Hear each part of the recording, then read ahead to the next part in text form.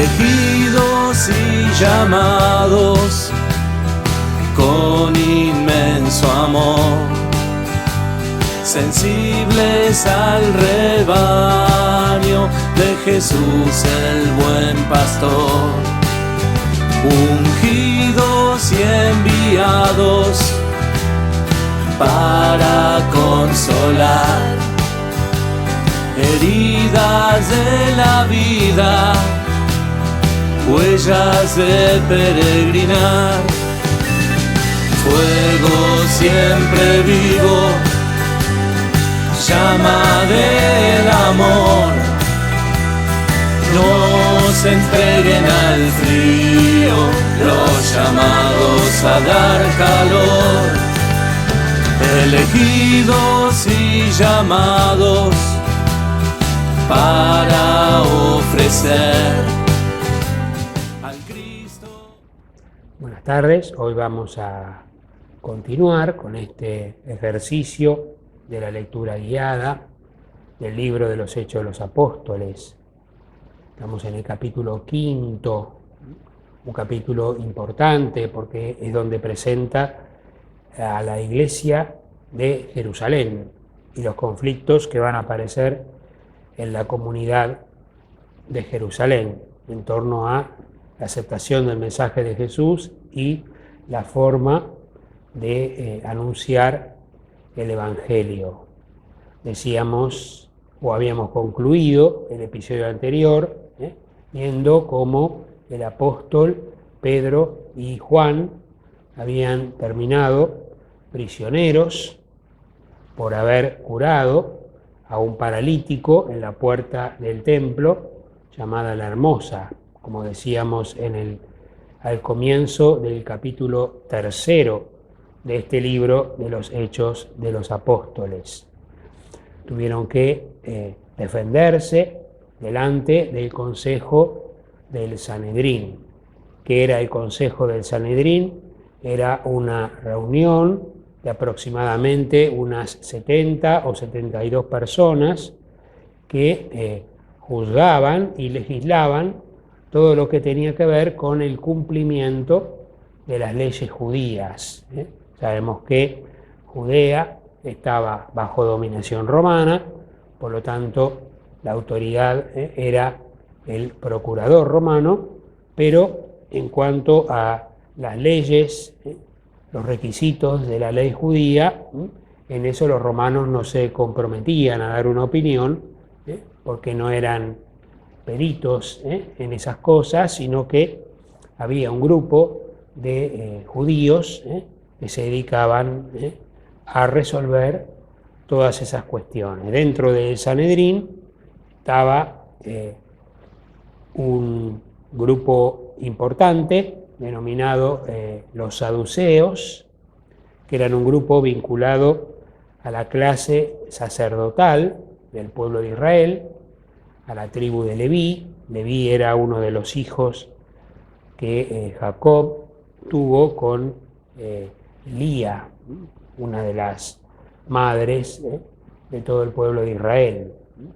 Y Leví recibió como herencia no una tierra determinada, sino todo lo referente al culto divino.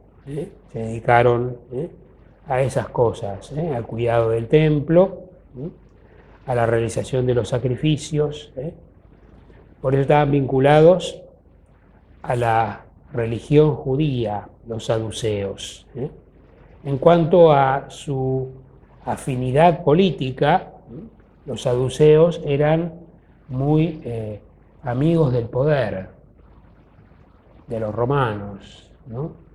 Y por lo tanto eran lejanos y mal vistos por el pueblo, por los trabajadores, por los pescadores, por los agricultores, que los veían como colaboradores del poder imperial y no como defensores de sus derechos. Pero junto a los saduceos estaban también los fariseos, que eran justamente, en su mayoría, eran laicos, que habían estudiado la ley de Moisés y que se encargaban de explicarla al pueblo, a la gente de todos los días, a los que iban por la calle.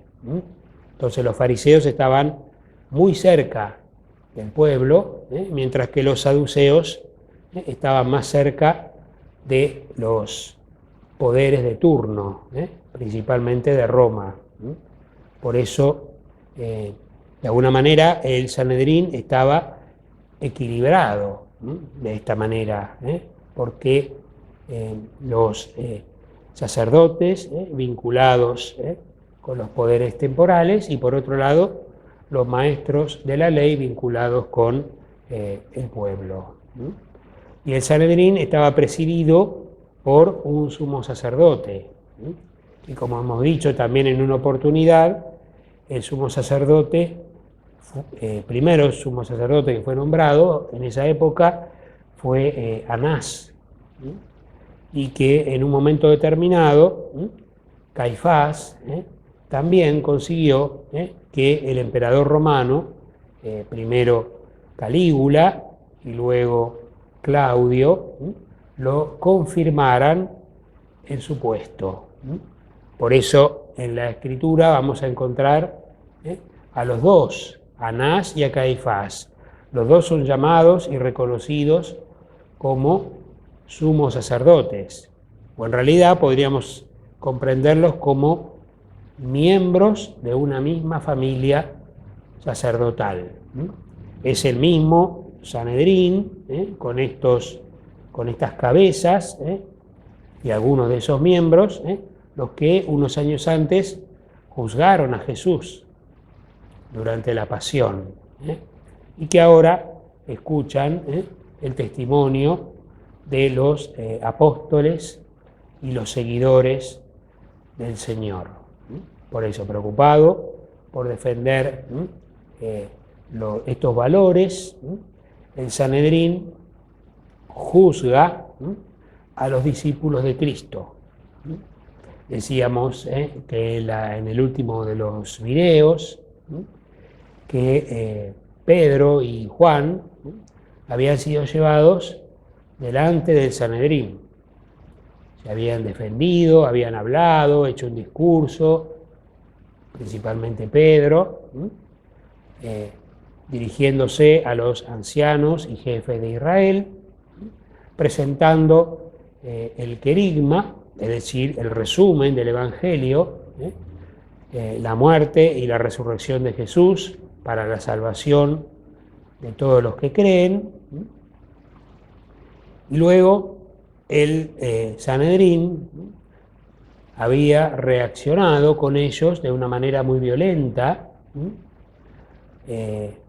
Habíamos dicho que los saduceos eran de la clase sacerdotal, pero también eran personas que no creían en la resurrección, ni en la existencia de los ángeles, ni de los espíritus, ni de esas entidades sobrenaturales, sí, por supuesto de Dios, pero todo lo demás no lo consideraban. Entonces, a los saduceos, miembros del Sanedrín, les molestaba mucho que Pedro y Juan hablaran de que Dios había resucitado a Jesús, ¿no?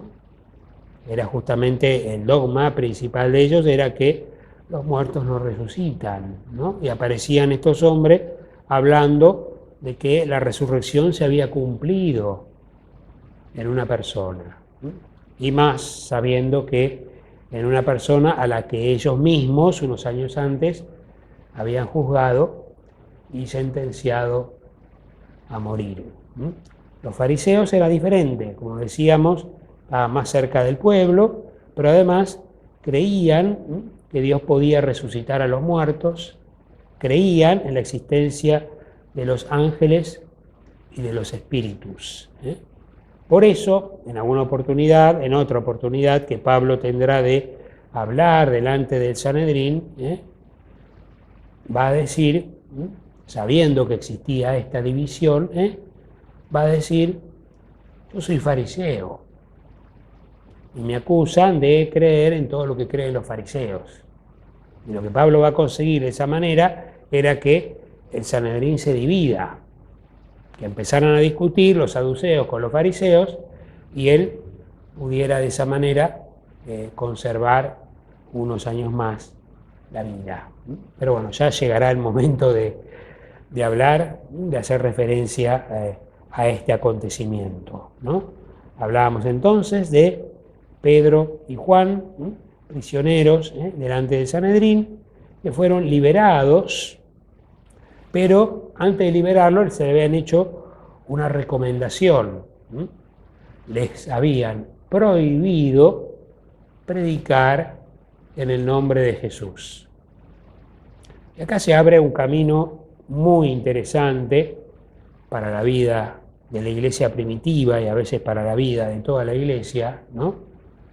Que es la respuesta de Pedro.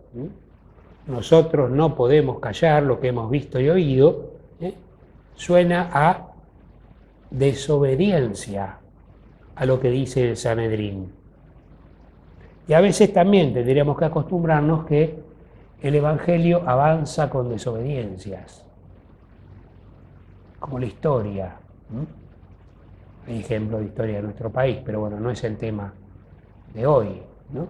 Pero esta desobediencia de Pedro contribuyó a que el Evangelio se siguiera conociendo, principalmente en Judea y Samaria. Los amonestaron, que no volvieran a hablar, los liberaron, y como habíamos visto la vez pasada, Pedro y Juan volvieron a la casa donde estaba el resto reunidos, contaron lo que les había pasado, recibieron todos el Espíritu Santo, y al día siguiente estaba nuevamente Pedro realizando milagros en Jerusalén. Se tomó en serio eso de nosotros no podemos callar ni dejar de hacer lo que hemos visto y oído, ¿no? Le prohibieron una cosa y al día siguiente Pedro la estaba haciendo de nuevo, ¿no? Y eso enfureció mucho al Sanedrín, que lo volvió a buscar. Le comentaron algunos que los habían visto que Pedro estaba predicando nuevamente en el templo, y lo fueron a buscar otra vez con la guardia del templo, pero tratando de ser respetuosos y de no hacer un tumulto, no provocar a nadie, para que justamente la gente que iba a escuchar la predicación del apóstol no saliera en defensa de ellos y se armara un motín, ¿no? Que terminara con más prisioneros o incluso con algún muerto, ¿no? Llevaron nuevamente a Pedro delante del Sanedrín. Comenzaron a hablar los sumos sacerdotes diciéndole: no era lo que nosotros habíamos convenido, que vos siguieras predicando. Y Pedro nuevamente que les dice: consideren ustedes lo que es justo. Nosotros no podemos callar lo que hemos visto y oído. Y de esa manera revela que Pedro estaba decidido a seguir predicando en el nombre de Jesús. Hechos de los Apóstoles, capítulo 5, versículos de 38 al 39. Por eso, ahora les digo, no se metan con esos hombres y déjenlos en paz, porque si lo que ellos intentan hacer viene de los hombres, se destruirá por sí mismo. Pero si verdaderamente viene de Dios, ustedes no podrán destruirlos y correrán el riesgo de embarcarse en una lucha contra Dios. Y en ese momento, como decíamos, en el Sanedrín se encontraban los saduceos y los fariseos. va a aparecer entonces uno de los miembros de los fariseos, que es lo que va a decir este hombre llamado Gamaliel. Va a advertir a sus hermanos para que no cometan ninguna injusticia con estos hombres, a que tomaran en cuenta que si el anuncio del Evangelio era algo querido por Dios, tarde o temprano se iba a terminar imponiendo.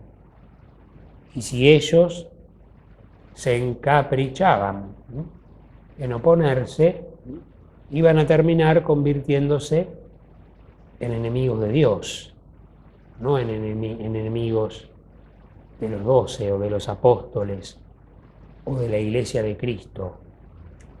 Lo que Gamaliel llamaba era a la prudencia, algo que también es necesario para el desarrollo y la vida de la Iglesia contemporánea, ¿no? Como decíamos, la desobediencia y la prudencia, ¿no? Dos cosas que van juntas, ¿no? Se acompañan. Les pide ese gesto de prudencia. Llama la atención que los miembros del Sanedrín aceptaron esta recomendación de Gamaliel y nuevamente decidieron liberar a los apóstoles, prohibiéndoles que siguieran predicando. Pero incluso Gamaliel había dicho que los liberaran sin ocasionarles ningún daño. Pero los saduceos no solo los amenazaron a que se callaran la boca, sino que también los flagelaron y los golpearon. Y los apóstoles se sentían orgullosos de haber padecido estas cosas por amor a Cristo. Habíamos comentado que Gamaliel era un miembro de los fariseos, un maestro de la ley y uno de los discípulos más importantes que tuvo Gamaliel fue Pablo. Él mismo en el libro de los Hechos, capítulo 22, versículo 3, va a decir que él estudió en la escuela de Gamaliel. Así que tal palo, tal astilla, ¿no? De ese maestro salió el apóstol de los gentiles, ¿no? Intervino de esa manera, como decíamos, hablando delante del Sanedrín, recomendando que actuaran con prudencia contra los apóstoles, que no tuvieran una decisión apresurada, no tomaran una decisión apresurada sobre su condena o sobre su muerte. Incluso ayudó a los miembros del Sanedrín a abrir los ojos, porque les propuso dos casos de historia reciente para ellos, para nosotros no, porque apenas conocemos a algunos de los personajes. Les puso el ejemplo de lo que había sucedido con Teudas y con Judas el Galileo. Aunque si uno quisiera ordenar estos acontecimientos en el tiempo, tendríamos que decir que el episodio de Judas Galileo fue anterior al de Teudas. Pero bueno, no sabemos por qué. Gamaliel cita primero el ejemplo de Teudas y finaliza hablando de Judas el Macabeo. ¿Quién era Teudas? Teudas era un rebelde judío que había vivido en el siglo I, después de Cristo, que se oponía a la dominación romana, que decía que el Espíritu Santo le había hecho ver que podía liberar él con un grupo de hombres a su pueblo de la dominación romana. Pero como decíamos, Teudas era un charlatán, no era un profeta, no era un sabio, no era ni siquiera docto para la guerra. ¿Y qué había hecho Teudas? Había convocado al pueblo de Judea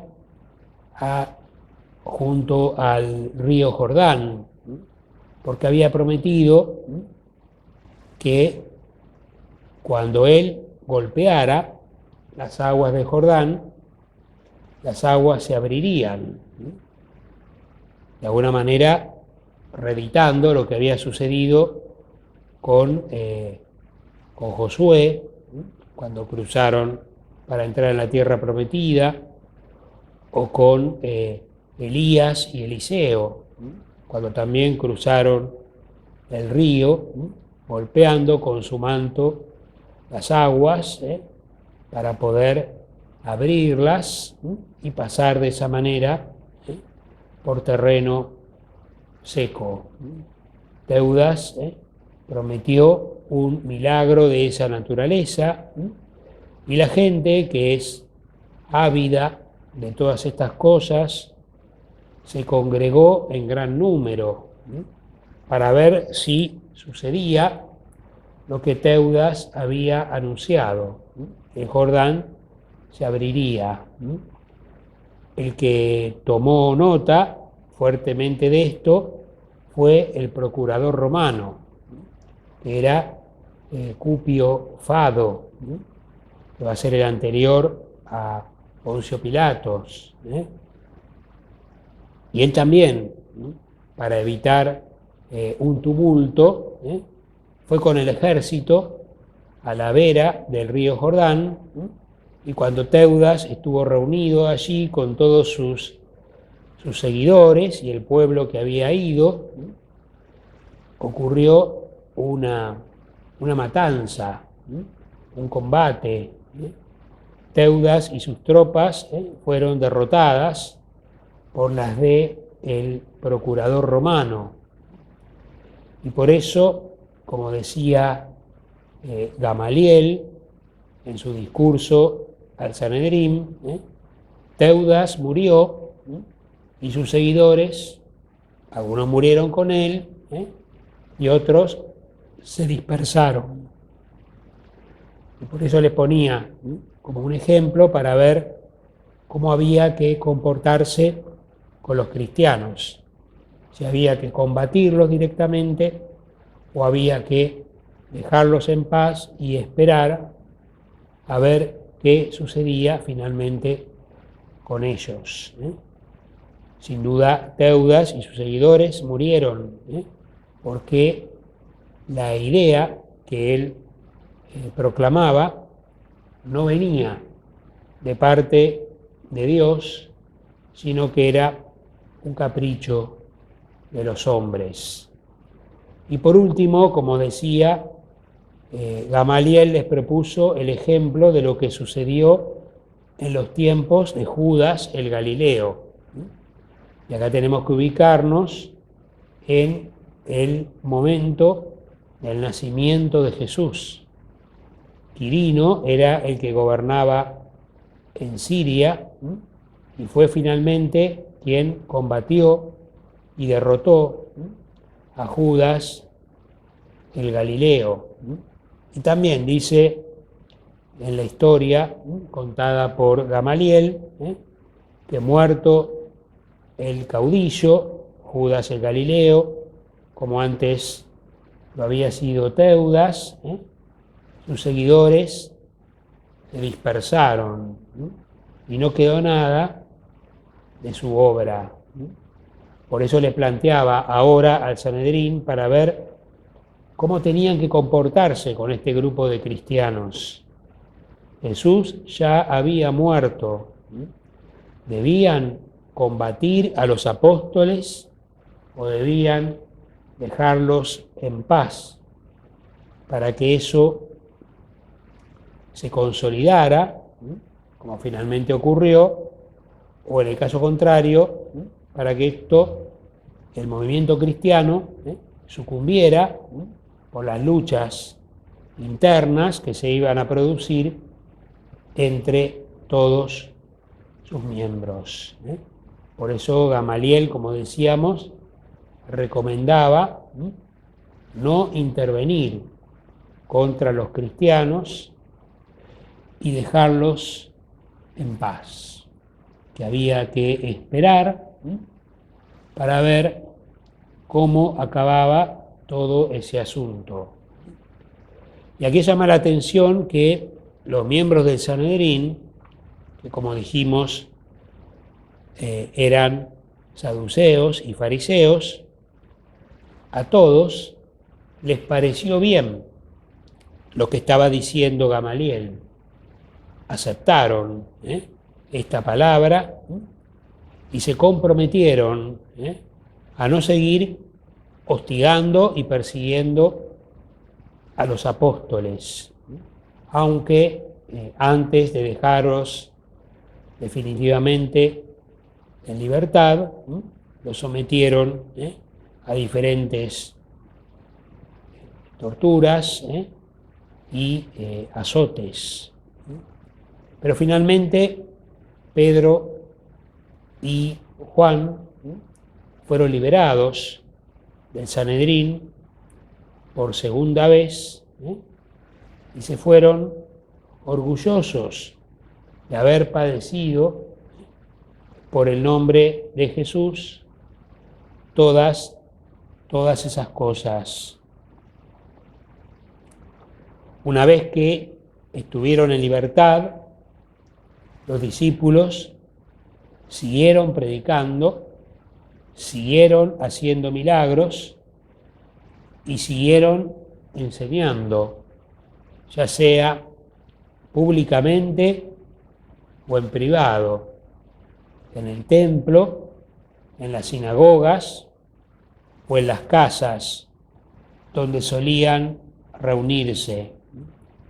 Gamaliel, como dijimos, había aconsejado al Sanedrín con sabiduría, pidiendo que dejaran en paz a los apóstoles y que fuera el tiempo el que dijera si el anuncio del Evangelio era una empresa humana o Dios estaba involucrado en esa iniciativa.